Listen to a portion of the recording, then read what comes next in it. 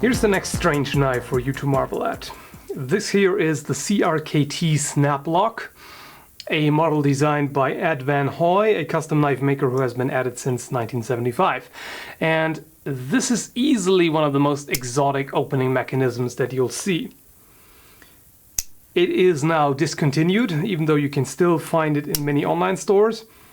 The price seems to vary quite a bit. I've seen it go anywhere from $32 to $55. Cheapest that I've seen was at HR Knives for $32.06. At Knife Center they have it for $35.95 on sale. Apparently the regular price is $44.95. And in Canada you can find it for $38.99 at Warriors and Wonders, which is on clearance sale right now. As always, links will be in the video description down below, as well as the specifications, length, weight, and all the other good stuff. One thing that I have to point out right away is the edge grind right here is different than usual. The blade usually has this gray bead blast finish all over. That it's shiny right there where the edge grind is. That is my doing, because I was being cheap and got the dull demo version for just $20 and then I put an edge on it myself. So let's address the elephant in the room, the very weird cam locking mechanism. The way that works is by pushing against the cam, it rotates and forces the frame apart enough for the blade to rotate. I'm not sure if you can, how well you can see that, but there you go. The frame actually snaps into place when closing it, and this is what's holding the blade. May seem kind of dubious, but it is actually a very secure lockup. In fact, it's one of the sturdiest lockups that I've seen. There's absolutely no blade play whatsoever in either direction.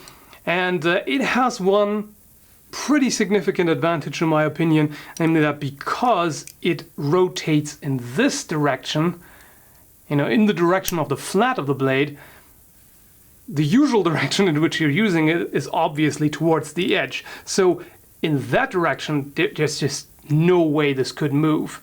It's not made to move in that direction, and so it won't. So absolutely rock solid in that way. That's actually pretty neat. One of the safest lockups that I've seen. But, well, there are, of course, some drawbacks. First of all, the steel that they used for the blade is subpar at best. It's AUS 4, which is very mild steel, unfortunately. It has a carbon content of 0.4 to 0.45%, and the hardness is HRC 55 to 57. So that's on the rather soft side. For me, that was kind of convenient because I didn't have to put that much effort into grinding the edge. That's actually fairly quick. And also if you have to resharpen it, which you will, if you plan on using this, you'll have to resharpen it a lot. But at least it's quick, you know. You don't have to put that much time and effort into sharpening it. But if you wanted to use this actually for EDC, not so good. That's actually rather inferior steel. As you can see, it has a drop point and a, well, almost Wharncliffe edge. Not quite, I guess you could call it a modified Wharncliffe. It's not quite straight enough for a Wharncliffe, but it's close enough. So that is definitely a useful blade shape. By the way, the point is actually duller than it would be on a regular, properly finished blade. It was just my sloppy grinding, you know. But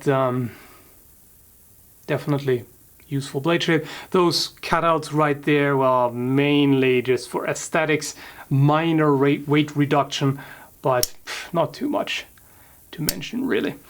The frame is, well, not the most comfortable thing to hold, as you can probably imagine, since there is simply not that much to hold on to. And it is very smooth, has the smooth bead blast finish all over, except of these grooves right there for a bit more traction right there. Has this sort of minimalistic guard. But, it's not horrible in the hand. It doesn't feel bad, really, but it's definitely not one of the more comfortable knives that I've held. There's a belt clip on the other side, which also doubles up as a money clip, if you want to use it that way. It's tip-up carry only, simply because there is no way they could have fit the belt clip there. And you can have it on either side. So what about the practical side of it? Well, this is mainly a novelty and collector's knife, as you can imagine.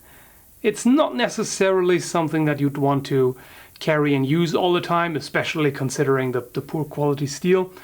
But the locking mechanism in and of itself is a good design. I do like it. It's, it requires some practice to be able to open and close it fairly quickly. You can, if you want to, just open it partially and then flick it open. Works. The only problem is sometimes it has a tendency to over travel a little bit. Let's see if we can. Of course, now it doesn't want to do it for demonstration, but it does. Sometimes it actually travels a bit further than that. And in fact, if the belt clip wasn't here, it could rotate all the way freely here. So yeah, the focus here is definitely more on style and novelty than on just pure functionality alone. Like I said, I personally really like the cam lock here, because it's not just a novelty, it also works well, in terms of rock solid lockup. That's definitely quite neat. And one of the reasons why I got it also was, I think this can be modified pretty well into an awesome steampunk knife. It already has kind of this vibe going on if you were to coat it with some bronze paint and maybe add some gears, usual cheap route to steampunk something, but I think that would work pretty well. And, in general, stylish gentleman folder, if you will. I think this would not scare many people if you whip that out in public, and definitely a conversation starter. Overall, my main complaint about this kind of boils down to it being overpriced, in my opinion, because the steel AUS4 is just not good for practical use. It's too soft, and so you're paying mainly for the innovative lock there. $35 or even more for something which won't have much edge retention and is not overly practical. Yeah, it's kind of questionable if you're willing to pay that. In my case, since I only pay $20, it seems well worth it because I like exotic stuff and, one more for the series. And there will definitely be more strange knives. So stay tuned.